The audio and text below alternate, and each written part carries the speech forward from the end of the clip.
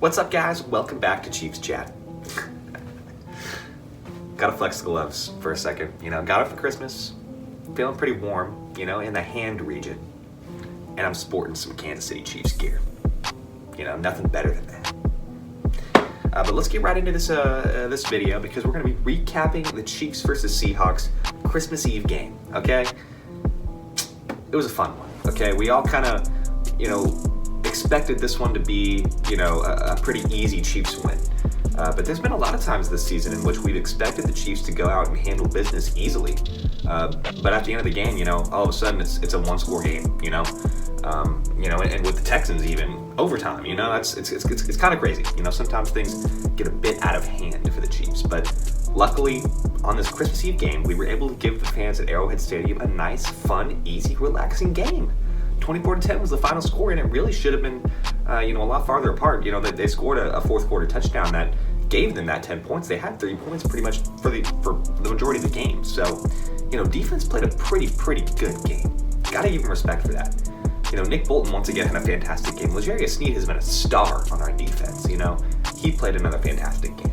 Locking up DK Metcalf. He's not an easy guy to line up across from and handle. And really, when I see DK Metcalf, a guy, who's just big, physical, a guy who could just go up and get it. When I see us, we weren't able to just completely restrict it, but we were able to shut him down enough to where their offense was a non-factor. That's what I want to see, man. Because it seems like every time we go up against those, it was Mike Evans this year, it was Jamar Chase last year, and this year, to be honest. It just seems like every time we go up against one of those big, top, physical wide receiver ones, one of the best wide receivers in the league, we just can't stop him. But thankfully, we were able to kind of figure it out with DK Metcalf, and that really, what I saw, was us being able to line up L'Jarius Sneed across from DK Metcalf with that, which, that's fantastic, man. I'm really glad that we found our corner, a guy who can just be like, hey, go out, guard this wide receiver, shut him down, make him a non-factor. That's what we're seeing from L'Jarius Sneed. Okay, that's what we need from him moving forward, especially into the playoffs. Because if we're going against the Dolphins, if we're going against the Bills, the Bengals, that's Jamar Chase, that's Stephon Diggs, that's Tyreek Hill. Okay, so we need a guy who's going to be able to line up across from them. Hopefully L'Jarius Sneed, he's probably got quite a few practice reps against Tyreek Hill. So hopefully if we do get that first round matchup against the Dolphins, we can, maybe shut him down a little easier than the other teams have that the Dolphins have played this season, because Tyreek Hill, we all know he's having a fantastic season. Probably a career year. Got to give him credit. I think he's at 1,600 yards right now, which is fantastic. 2 games left in the season, he's shooting for 2,000. Definitely, I didn't see this coming.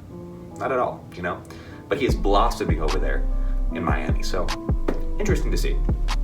And that could be a first-round matchup for the Chiefs. Okay, if we do not end up securing that number 1 seed, that could be a wild card first-round Chiefs, Arrowhead Stadium, facing the Dolphins. That would be something. That would really be something. I don't know if Tua's going to be healthy. If you want to ask me, this is a little bit off topic, but I think Tua, I don't think he should play for the rest of the season. I know you got a lot of, NFL analysts saying the exact same thing, so I'm kind of echoing what they've been saying, but I just think it's not good. The dude has suffered too many concussions, in one season. It's time to sit him down. So, but anyway, let's talk about the way the offense performed. Again, pretty much what we expected. Moving the ball down the field, getting points. 24 points, maybe a little bit on the low end, which is crazy to say because for most teams, 24 points is a very, very solid amount of points, I've seen teams like the Chargers and definitely the Broncos, definitely the Raiders even. Every other team in our division would kill for 24 points. It seems like they've been struggling to get to that mark. But the Chiefs, when you look at 24 points, you're like, man, why didn't we get 27? Why didn't we get 30? It's like, because that's usually what we end up doing. I think we're, right now, the highest scoring offense in the NFL, and I think we're averaging just under 30 points. So, that's something that you definitely expect from the Chiefs. And of course, we have a couple games where we just go off and we get like 45, close to 50 points. So, that'll happen. But yeah, good game from the offense. I loved the way Mahomes performed, still performing like an MVP, man. Just a game manager, in this game against the Seahawks. Not trying to do too much, had, I think, 230 yards, only had, I believe it was only like 25, 26 passing attempts. So, a very tame game from Patrick Mahomes, but that's okay. That's ideal if you ask me, because heading into the playoffs, we want Patrick Mahomes to do as little work as possible. And I think our next two opponents should be cakewalks, the Broncos and the Raiders.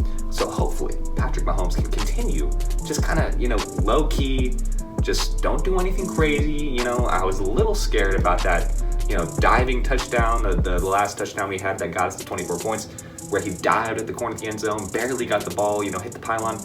That kind of scared me, I'll be honest, because I don't want to see Patrick Mahomes doing those crazy things on a game that we pretty much already had won. We pretty much had that game in the bag. Patrick Mahomes kind of risking his health on that play, but I can respect it from Patrick Mahomes. But at the same time, please stay healthy, okay?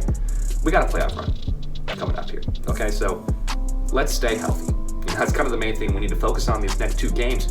We're playing a couple of teams that we should just knock them out of the park. It should be no contest. So let's not do anything too crazy, and I would maybe consider, because, I know we don't have the first round bye secured, but I just feel like these next two games are going to be so easy that we're gonna be having these next two games secured pretty easily. So, maybe think about, let's say, I don't know. I mean, it's hard to know when to draw the line, but if we're up by like 3 touchdowns, let's sit Patrick Mahomes. Let's put Chad Henne in, but it just kind of depends. I just think our health right now is just most important. It should be the number one priority in these next two games. Keeping everybody healthy, getting everybody back who isn't healthy, and then just seeing how we're gonna, get things together and roll in the playoffs. We got to get in a rhythm here. We got to get in a nice rhythm.